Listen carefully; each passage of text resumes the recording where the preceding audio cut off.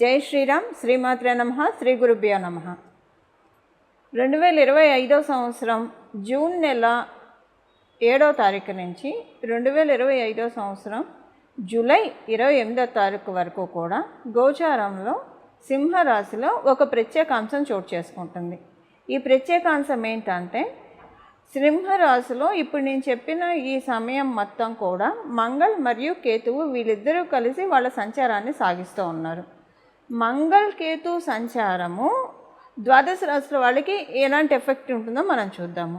అయితే అసలు ఏంటి స్పెషల్ సిగ్నిఫికెన్స్ ఏంటి, మంగళ్ మరియు కేతువుకి స్పెషల్ సిగ్నిఫికెన్స్ ఏంటి, అది కూడా సింహరాశిలో ఉన్నప్పుడు వాళ్ళ సిగ్నిఫికెన్స్ ఏంటో మనం చూద్దాం.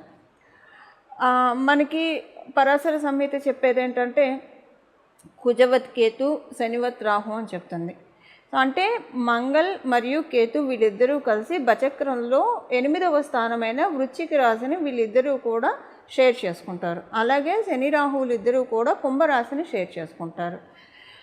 వీళ్ళిద్దరూ ఈ రాశిని పంచుకోవడం అంటే, ఒక జలతత్వ రాశిలో ఎప్పుడైనా సరే కేతు భగవానుడు జలతత్వ రాశిలో చాలా హ్యాపీగా ఉంటాడు, హ్యాపీ స్టేట్లో ఉంటాడు. ఎవరికైనా సరే జలతత్వ రాశిలో కేతు భగవానుడు ఉన్న, అండ్ ఎస్పెషల్లీ లగ్న చక్రంలో జలతత్వ రాశిలో ఉండి, అలాగే అంశ చక్రాలు అంటే నవాంశ చక్రం, ఇంకా రకరకాల దశాంశ, వీటిలో అన్ని చక్రాల్లో డివిజనల్ చార్ట్స్లో కనుక ఆయన జలతత్వ రాశిలో ఉంటే అసలు వాళ్ళకి చాలా బాగా ఉంటుంది. అంటే ప్రత్యేకించి ఉత్త నవాంశలో ఉన్న చాలు, ఎందుకంటే నవాంశ D1 చార్ట్కి ఫిల్టర్ కాబట్టి ఒక్క నవాంశ చార్ట్లో కూడా ఆయన జలతత్వ రాశిలో ఉండి చాలా బాగా ఉంటుంది. అలా జలతత్వ రాశిలో ఉండడానికి ఇష్టపడే కేతు భగవానుడు అగ్నితత్వ రాశి అయిన సింహరాశిలో ఆయన ఉన్నాడు. ఇప్పుడు మంగళకైతే అగ్నితత్వము ఓకే, జలతత్వము కూడా ఓకే, బట్ ఆయన అగ్నితత్వంలో ఇంకా బాగా ఉంటాడు జలతత్వం కంటే కూడా. బట్ వృశ్చిక రాశి ఆయన రాశే కాబట్టి అగ్నితత్వానికి కారణం ఏంటంటే, ఆయన మేషరాశి మరియు వృశ్చిక రాశి అధిపతి అవ్వడం వల్ల అగ్నితత్వ రాశి ఆయన మేషరాశిలో ఆయన ఇంకా బాగా ఉంటాడు. అంటే మనకి ఎవరికైనా జన్మకుండలిలో మంగళు వృశ్చిక రాశి కంటే ఎప్పుడైనా మేషరాశిలో ఉంటేనే ఎక్కువ యోగిస్తాడు. అంటే వృశ్చిక రాశిలో ఉన్న ఆయన ఇచ్చే రిజల్ట్స్ ఇస్తాడు, బట్ ఎక్కువగా మేషరాశిలో ఉంటే యోగిస్తాడు. సో ఇప్పుడు ఆయన అయితే కంఫర్టబుల్గానే ఉన్నాడు మంగళ్. మరి వీళ్ళిద్దరూ కూడా ఒకటే హౌస్ని స్టే చేసుకుంటారు. వృశ్చిక రాశి వీళ్ళిద్దరూ వృశ్చిక రాశి అధిపతులు అవుతూ వృశ్చిక రాశి నుంచి దశమ స్థానంలో సంచారం చేస్తూ ఉన్నారు మంగళ్ మరియు కేతు. వృశ్చిక రాశి నుంచి దశమ స్థానంలో కాలపురుషుడి కుండలిలోంచి పంచమ స్థానంలో, అంటే ఇక్కడ కేంద్ర కోణాలు అవుతున్నాయి. కాలపురుషుడు కుండలిలో నుంచి కోణస్థానం అవుతుంది. వృశ్చిక రాశి నుంచి అంటే న్యాచురల్ లాని మనం చూసుకుంటే కనుక వృశ్చిక రాశి నుంచి కేంద్ర స్థానం అవుతుంది, దశమ స్థానం. ఇక్కడ ఇంకొక విషయం ఏంటంటే, కాలపురుషుడు కుండలిలో మేషరాశి ఈయన రాశి, అలాగే వృశ్చిక రాశి ఈయన రాశి. సో అంటే ఇక్కడ 10 and 5 యాక్సెస్ పడింది వీళ్ళిద్దరికి. ఈ 10 and 5 అంటే దశమ స్థానము మరియు పంచమ స్థానము, ఈ రెండు యాక్సెస్లో పడడం వల్ల ద్వాదశ రాశుల వాళ్ళకి, ద్వాదశ లగ్నాల వాళ్ళకి కొంచెం ప్రత్యేకమైన ఇంపాక్ట్లు ఉంటాయి. అవేంటో మనం చూద్దాం ఇప్పుడు.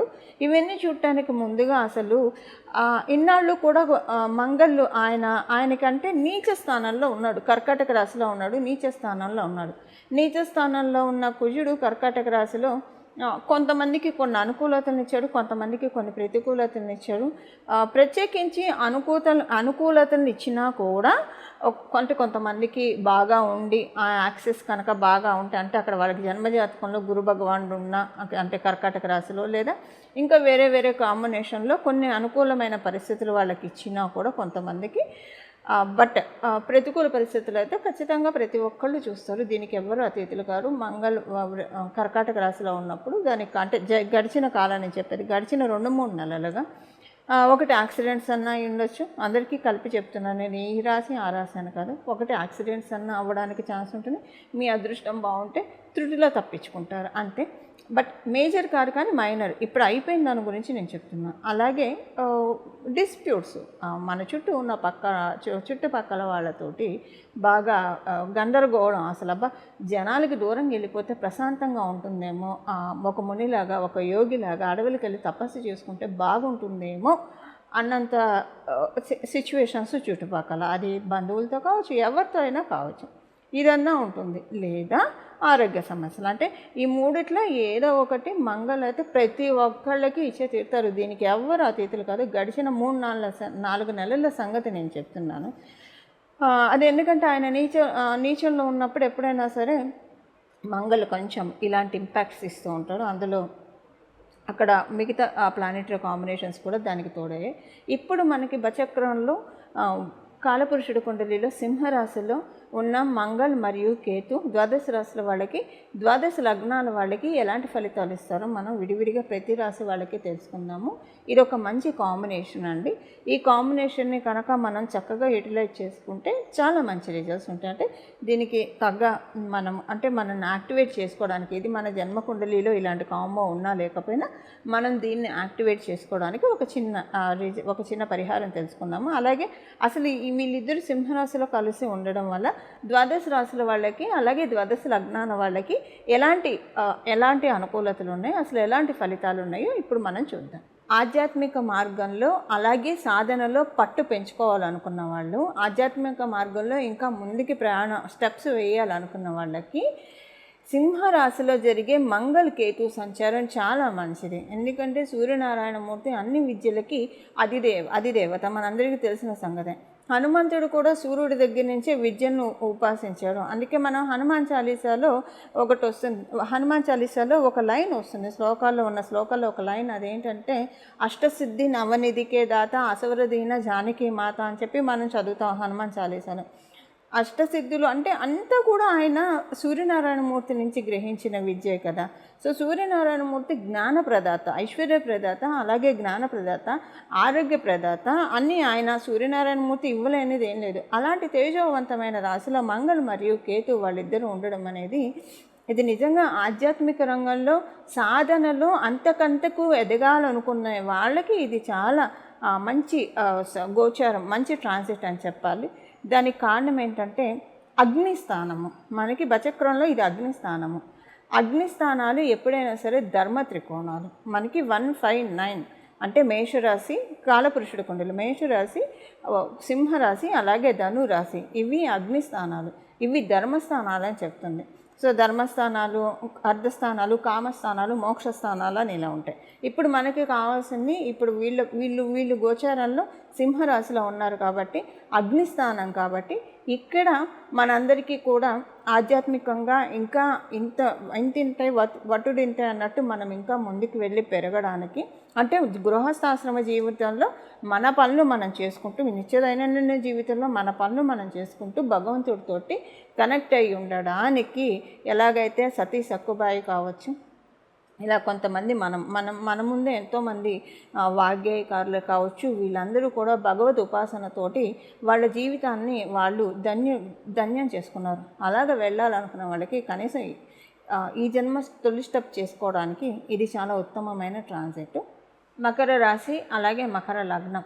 ఈ మకర రాశి మకర లగ్నంలో పుట్టిన వాళ్ళకి మంగళ మరియు కేతు వీళ్ళిద్దరూ కూడా మీకు లాభాధిపతులు అవుతూ ఉన్నారు. ఇద్దరు లాభాధిపతులు వచ్చి అష్టమ స్థానంలో సంచారం చేస్తూ ఉన్నారు. అష్టమ స్థానంలో సంచారము ఇద్దరు లాభాధిపతులు ఫైనాన్షియల్ ట్రాన్స్ఫర్మేషన్స్ని సూచిస్తున్నారు. ఈ ఫైనాన్షియల్ ట్రాన్స్ఫర్మేషన్స్ ఎలాగా, ఇన్నాళ్ళు ఇక్కడ కేతు భగవానుడు కూడా మీ ద్వితీయ స్థానం మీద దృష్టి పెట్టడం వల్ల ఇన్నాళ్ళు మీరు ఎవరినైతే అంటే ఇన్నాళ్ళు మీరు ఒకవేళ ఎవరినైనా తప్పుగా అనుకొని ఉంటే వాళ్ళు చాలా కరెక్ట్ అని మీరు తెలుసుకుంటారు. అంటే ఇప్పుడు రాహుకేతువులు మీన మరియు కన్యా రాశులు అంటే గడిచిన 1.5 yearలో వాళ్ళు డెఫినెట్గా మీకు అసలు వీళ్ళు చాలా మంచివాళ్ళు కదా, అనవసరంగా తప్పుగా అర్థం చేసుకున్నాను ఏంటి వీళ్ళని అని మిమ్మల్ని మీరు అంటే ప్రతి విమర్శలు చేసుకునే అవకాశం ఉంటుంది. మిమ్మల్ని మీరే ఆత్మ విమర్శ చేసుకునే అవకాశం ఉంటుంది. అనవసరంగా తప్పు చేశానా అన్న బాధ కూడా మీకు ఉంటుంది. అలాగే ఒకవేళ అంటే ఇక్కడ ఎలా ఉంటుందంటేనండి, కేతు భగవానుడు మీకు ద్వితీయ స్థానాన్ని చూస్తూ సడన్గా మీకు ఫైనాన్షియల్ కర్టన్ రైజర్ చేస్తూ ఉన్నాడు. ఆర్థిక వ్యవహారాల్లో చాలా అనుకూలతలను ఆయన మీకు కలిగించాలి. అయితే కండిషన్ ఉంటుంది, కేతు భగవానుడు కలిగించాలంటే కండిషన్ ఉంటుంది. ఈ కండిషన్ ఏంటంటే ఆయన రియలైజేషన్. కేతు భగవానుడు అంతా రియలైజేషన్స్ ఎక్కువ ఇస్తూ ఉంటాడు. ఈ రియలైజేషన్ ఏంటి, ఒకవేళ ఇది వైస్ వర్సా కూడా ఉంటుంది. మిమ్మల్ని ఎవరైనా ఇబ్బంది పెట్టి, మిమ్మల్ని ఎవరైనా తప్పుగా అర్థం చేసుకుని ఉంటే వాళ్ళ మనసులో కూడా అరే ఇన్నాళ్ళు వీళ్ళని నేను ఇంత అపార్థం చేసుకున్నారు, వీళ్ళు అసలు అలా విమర్శించదగ్గ వ్యక్తులు కాని వాళ్ళని విమర్శించానేమో అని వాళ్ళు అనుకుంటారు. సో అప్పుడు ఏంటంటే ఒకవేళ అలా ఎవరైనా అనుకుంటే వాళ్ళకి మంచి జరుగుతుంది. లేదు రియలైజేషన్ మీకు అంటే మీరెవరినైనా అంటే తప్పుగా బ్యాడ్‌గా అనుకొని ఉంటే ఈ సంవత్సరంన్నర కాలం పాటు ఎవరితోటైనా మీకు పరస్పరం వాగ్వివాదాలు, గొడవలు జరిగి ఉంటే వాళ్ళ వల్ల మీకు రియలైజేషన్ అవుతారు. సో ఇక్కడ ఈ రియలైజేషన్ అనేది ఆర్థిక లావాదేవీలకి కర్టన్ రైజర్ అవుతుంది. మీరు ఒకవేళ అలా రియలైజేషన్ కలిగితే డెఫినెట్గా మీరు కనుక అంటే మీకు వాళ్ళు బాగా కావాల్సిన వాళ్ళు అయితే కనుక డెఫినెట్గా ఒక చిన్న సారీ చెప్పండి.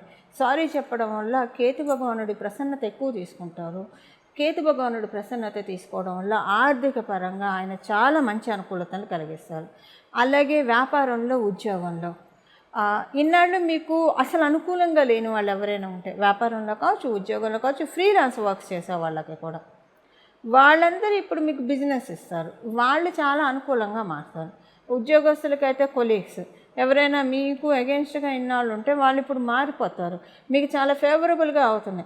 అంటే కాలము ఎన్ని చిత్ర విచిత్రాలు చేస్తుంది అన్నట్టు మీకు ఈ టైంలో ఇప్పుడు నేను చెప్పిన టైం పీరియడ్లోనే ఇవన్నీ చూస్తారు. ఈ విచిత్రాలన్నీ చూస్తారు.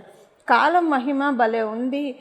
అంటే అన్నీ ఎలా జరుగుతున్నాయి, వీళ్ళతోటి ఇలా అనుకుంటే ఇలా ఉంది ఏంటి, మీరు ఎవరితోటైతే ఎక్కువగా కనెక్ట్ అయి ఉన్నారు ఈ సంవత్సరం ఉన్నారు లోపల, అంటే ఇదంతా కూడా కేతు భగవానుడికి మంగళ స్ట్రెంత్ తోడు అవ్వడం వల్ల ఇది ఇంకా యాంప్లిఫై అవుతూ ఉంది. సో నేను చెప్తున్నా గడిచిన 1.5 ఇయర్లో మీరు ఎవరితో అయితే బాగా అటాచ్ అయ్యారో లేదా మీరు ఎవరినైతే కొంచెం ఎక్కువగా నమ్మారో వాళ్ళు మీకు ఎగెన్స్ట్గా వెళ్తున్నారేమో అలా అనిపిస్తుంది అనమాట. అంటే ఏంటి వీళ్ళు కొంచెం తేడాగా అనిపిస్తున్నారు, ఇలాగ అనిపిస్తుంది. పైకి ఇది ఎలా ఉంటుందంటే మీకు పైకి చెప్పలేరు, అలానే మనసులో దాచుకోను నేను. సో అలాగా మీకు ఏ విషయాల్లో అయితే మీకంతా విచిత్రం, ఎందుకంటే కేతు భగవానుడు అంటేనే విచిత్రం. సో అది ఎలా ఉంటుందంటే మీకు అసలు అర్థం కాదు, ఇదేంటి రా ఇన్నాళ్ళు వీళ్ళని బాగా అనుకున్నాం కదా, వీళ్ళేంటి అలాగా అనిపిస్తూ ఉంటుంది. అంటే రకరకాల విచిత్రమైన సిచ్యువేషన్స్ మీకు ఆఫీస్లో కావచ్చు, ఇంట్లో కావచ్చు, ఇలా రకరకాలుగా చూస్తారు. అక్కడ మనుషులతోనే ఎందుకు చూస్తారంటే సింహరాశి అనేది సొసైటీని చూసి సూచిస్తుంది, మేజర్గా సొసైటీని చూసి సూచిస్తుంది ఫస్ట్. సో అలాగా మీకు బాగా అయితే ఒకటి ఏదేమైనా పరిస్థితులు మెరుగుపడడానికే ఈ విచిత్రమైన సంఘటనలు చూస్తారు. దేనికి సంబంధించిన పరిస్థితులు కేవలంగా ఆర్థికంగా సంబంధించిన వ్యవహారాల్లో మిమ్మల్ని చాలా బలోపేతం చేస్తున్నారు రాహుకేతు. కానీ మంచి థాట్ ప్రాసెస్ ఇస్తాడు ఇప్పుడు కేతు భగవానుడు మీకు. ఇన్నాళ్ళు మీకున్న ఆలోచనలన్నీ వేరుగా ఉంటాయి. ఎస్పెషల్లీ 1.5 ఇయర్ కావచ్చు, జనరల్గా కూడా కావచ్చు, మీకున్న థాట్ ప్రాసెస్ అంతా ఒక రకంగా ఉంటుంది. ఇక్కడి నుంచి అంటే మిమ్మల్ని మీరు చాలా స్ట్రాంగ్ చేసుకుంటున్నారా అంటే ఆలోచనలన్నీ ఎంత బాగా వస్తాయంటే బ్యూటిఫుల్ థాట్ ప్రాసెస్ వస్తున్నాయి. మీకే ఆశ్చర్యం వస్తున్నాయి. ఇదే ఆలోచన నేను గడిచిన కాలంలో చేస్తుంటే బాగుండేదేమో కదా, కొన్ని సమస్యలు వచ్చిండేవి కాదేమో కదా, ఇలాంటి ఆలోచనలన్నీ కూడా కలిగిస్తూ ఉంటాడు. ఇప్పుడు ఆయన ఏంటంటే కేతు భగవానుడు అంటే చిత్రగుప్తుడు, అధిదైవం చిత్రగుప్తుడు. ఆయన చిట్టా రాసి పెడతాడు. ఇప్పుడు ఆ చిట్టాని కేతు భగవానుడు ఆయన తరఫున మీకు చదివి వినిపిస్తున్నాడు. మీకు గడిచిన సంవత్సరం ఉన్నలో మీరు ఏం చేయడం వల్ల మీకు ప్రాబ్లం వచ్చింది, ఎక్కడ మీరు సైలెంట్గా ఉండాలో, ఎక్కడ మీరు సైలెంట్గా ఉండలేదు, ఇవన్నీ కూడా మొత్తం ఆయన లెక్కలు ఇప్పి చెప్తూ ఉన్నాడు. సో అదేంటంటే మీకు ప్రతిరోజు ఇది ఎస్పెషల్లీ ఉదయం నిద్ర లేచిన ఒక 2-3 గంటల వరకు మీ మైండ్ అసలు అంటే నిద్ర లేవగానే బెల్లం చుట్టూ ఈగలు మూసినట్టు విపరీతమైన ఆలోచనలు అటాక్ చేస్తూ ఉంటాయి. అంటే ఇప్పుడు నేను చెప్పిన టైం పీరియడ్ వరకే, తర్వాత నార్మల్ అయిపోతుంది. ఏదేమైనా సరే జరిగేవన్నీ జస్ట్ అబ్జర్వ్ చేస్తూ ఉండండి. కేతు భగవానుడు మరియు మంగళ వీళ్ళిద్దరూ కలిసి ఆర్థికంగా మిమ్మల్ని బలోపేతం చేయడానికి చాలా ఆశీర్వదిస్తూ ఉన్నారని చెప్పడంలో ఏమాత్రం సందేహం లేదు. కొత్తగా వ్యాపారం స్టార్ట్ చేయాలనుకున్న వాళ్ళకి అస్సలు మంచి సమయం కాదు. మీ జన్మజాతకం బాగా అనుకూలంగా ఉంటే తప్పించి మీరు స్టార్ట్ చేయకూడదు.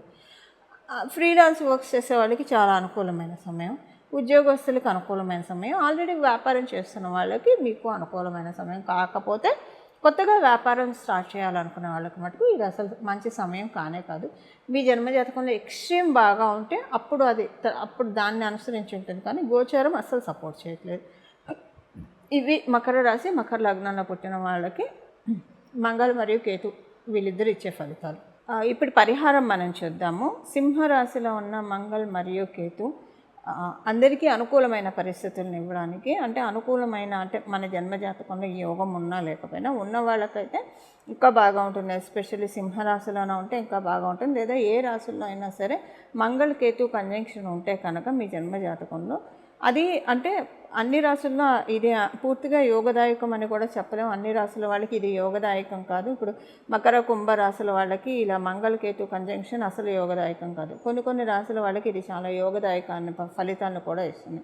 బట్ ఇప్పుడు మనకి అందరికీ కూడా ఇది యోగవంతమైన ఫలితాన్ని మనందరికీ ప్రసాదిస్తుంది. ఇది యోగవంతమైన ఫలితాన్ని ప్రసాదించడానికి ఏం పరిహారం చేసుకోవాలో ఇప్పుడు మనం చూద్దాం. దీనికల్లా కూడా బుధవారము మరియు ఆదివారము మంగళవారము, అంటే మంగళవారము, ఆదివారము, బుధవారం ఈ 3 రోజుల్లో కూడా వినాయక స్వామివారి ఆలయానికి వెళ్ళడము, అంటే మీ దగ్గర వినాయక స్వామివారి మందిరం అంటే వినాయక స్వామివారి ఆలయానికి వెళ్ళడము, లేదా మందిరానికి మీకు వెళ్ళడానికి అవకాశం లేకపోతే ఆ రోజు గణపతికి చలిబిడి ఉండ్రాళ్ళు లేదా రవ్వ ఉండ్రాళ్ళు నైవేద్యం పెట్టడం, మోదకులు ఏవైనా నైవేద్యం పెట్టడం, లేదా ఒక బెల్లం ముక్క ఆయనకి నైవేద్యం పెట్టి ఈ 3 రోజుల్లో పెట్టిన బెల్లం ముక్క మీరే తినడానికి ప్రయత్నించండి. మీ కుటుంబ సభ్యులకి పెట్టి మీరు తినడానికి ప్రయత్నించండి. అంటే డైరెక్ట్గా తీసుకోండి. సహజంగా ఏం చేస్తామంటే భగవంతుడికి పెట్టిన బెల్లం ముక్క చారుకో లేదంటే మనం సాంబార్కో వీటిల్లో వాడతాం, లేదా మనం పులిహార చేసుకున్నప్పుడు ఇలా వాడుతూ ఉంటాం. కొన్ని చింతపండు పులుసు పెట్టి చేసే కూరల్లో కూడా వాడుతూ ఉంటాం. అలా కాకుండా ఈ గుడోపహారాన్ని భగవంతుడు మనకిచ్చిన ప్రసాదంలాగా భావించి ఇంట్లో ప్రతి ఒక్కళ్ళు తినాలి. ఇప్పుడు నేను చెప్పిన టైం పీరియడ్ వరకు ఎప్పుడు కూడా ఇలా చేస్తే మంచిది. గణపతికి బెల్లం ముక్క చాలా ఇష్టము. లేదా మీరు రవ్వ ఉండ్రాలు, చలివిడి ఉండ్రాలు ఏం పెట్టినా పర్లేదు. ఈ రోజు చేసినా పర్లేదు, ఈ ట్రాన్సిట్ పీరియడ్ రోజు చేసినా పర్లేదు. బట్ ఈ పర్టికులర్ పీరియడ్లో అంటే రోజు చేసేప్పుడు ఎలా ఉంటుందంటే అది వేరే వాటికి వాడేస్తాం బెల్లం ముక్క. అలా కాకుండా మనం స్వీకరించాలి భక్తితో. ఆదివారం పూట, బుధవారం పూట, మంగళవారం ఈ 3 రోజుల్లో భగవంతుడికి సమర్పించిన నైవేద్యాన్ని మనం తినాలి. వినాయకుడికి సమర్పించిన నైవేద్యాన్ని, అలాగే స్వామివారికి సంబంధించిన అథర్వశీర్షం వినడానికే ప్రయత్నించండి. చదవడం వచ్చిన వాళ్ళు చదవచ్చు. దాంతోపాటు స్వామివారికి సంబంధించిన స్తోత్రాలు, సహస్రనామ స్తోత్రం కావచ్చు, సంకటనాశ గణేశ స్తోత్రం కావచ్చు, ఏదైనా సరే మీకు వీలు ఏదైతే కుదిరిందో అది చేయండి. లేదు ఇవన్నీ మీకు కుదరకపోతే గజాననాయ నమః, గజాననాయ నమః, గజాననాయ నమః ఈ నామాన్ని జపించడానికి ప్రయత్నించండి. ఈ నామ జపం కాబట్టి మీరు ఎప్పుడైనా చేసుకోవచ్చు. అంటే ముందు బీజాక్షరాలు చేరిస్తే అది మంత్రం అవుతుంది, బీజాక్షరాలు లేకపోతే నామం అవుతుంది. నామ జపానికి ఎప్పుడు తప్పు ఉండదు. మీరు ఫుల్ ట్రాన్సిట్ మీరు అంటే ఏదైనా పని చేస్తున్నప్పుడు చక్కగా మైండ్ ఖాళీగా ఉంటుంది కాబట్టి మీ పని మీరు చేస్తూ మైండ్ని గజాననాయ నమః, గజాననాయ నమః, గజాననాయ నమః అనుకుంటూ మీ పని మీరు చేసుకుంటూ ఉంటే కనుక చాలా చక్కటి సత్ఫలితాన్ని మంగళ మరియు కేతు సూర్యస్థానమైన సింహరాశిలో వాళ్ళిద్దరూ కలిసి ప్రసాదిస్తారు. ఇవి అందులో సూర్యస్థానం అంటేనే మనకు తెలుసు, సూర్యుడు అంటేనే వెలుగు. మనకి నవగ్రహ దేవతల్లో కింగ్ అంటే సూర్యుడు అనే మనం చెప్తాం, క్వీన్ అంటే మూన్ అని చెప్తాం. సో ఇలాంటి సూర్యరాశిలో ఉన్న మంగళ మరియు కేతు మనందరి జీవితంలో కూడా చక్కటి బ్లెస్సింగ్స్ ఇవ్వాలని చెప్పి స్పిరిచువల్గా ఎదగాలనుకున్న వాళ్ళు, ఆధ్యాత్మిక మార్గంలో బాగా ఇంకా ఇంక్లైన్ అవ్వాలనుకున్న వాళ్ళు, సాధనలో పట్టు ఇంకా సాధించుకోవాలనుకున్న వాళ్ళకి ప్రత్యేకించి ఈ ట్రాన్సిట్ అతి ఉత్తమమైన ట్రాన్సిట్. మంగళం. నమో భగవతే వాసుదేవాయ.